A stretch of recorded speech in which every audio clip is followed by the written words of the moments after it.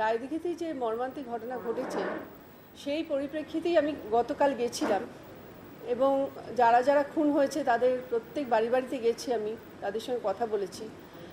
এটা সত্যি মানে একটা জঘন্য কাণ্ড হয়েছে, কারণ গত 3 বছরে এরম কোনো ঘটনা ঘটেনি রায়দিঘিতে। এই প্রথম ঘটলো। মানে আমি 3 বছর হলে এসেছি, বিধায়ক হয়েছি, তো এরম ঘটনা সত্যি চোখে দেখা যায় না, এত মর্মান্তিক ঘটনা ঘটেছে। এবং প্রত্যেকের বাড়িতে গেছি, তাদের মা এবং স্ত্রীর যে আর্তনাদ কান্না সত্যি এখনও ভুলতে পারছি না আমি। সাংঘাতিক অবস্থা ওদের, যেভাবে কুপিয়ে মারা হয়েছে এটা সত্যি কাম্য নয়। এটা একটা হিংসার ব্যাপার হয়েছে এবং আমার মনে হচ্ছে প্ল্যান করেই মার্ডার হয়েছে, যেটা আমি গিয়ে বুঝলাম।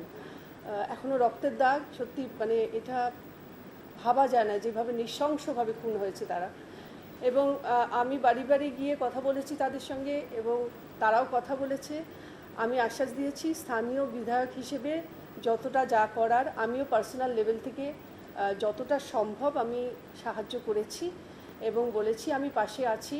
এবং আমি মুখ্যমন্ত্রীকে জানিয়ে গেছি এবং রাত্রিবেলা আবারও মুখ্যমন্ত্রীর সঙ্গে কথা হয়েছে, ওদের নিরাপত্তা দেওয়া হয়েছে এবং যা যা সরকারি তরফ থেকে সাহায্যর প্রয়োজন বা পাশে দাঁড়ানোর প্রয়োজন সেটা মুখ্যমন্ত্রী আশ্বাস দিয়েছেন, উনি থাকবেন।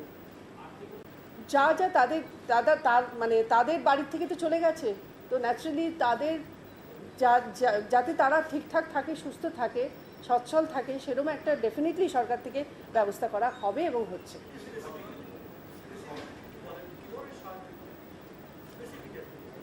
দেখুন, মা এবং স্ত্রী তারা কোথায় যাবে, তাদের সন্তান, তো ন্যাচারালি তাদের একটা কিছু করে দেওয়া, সংস্থা করে দেওয়া, সেরকমই ব্যবস্থা হবে।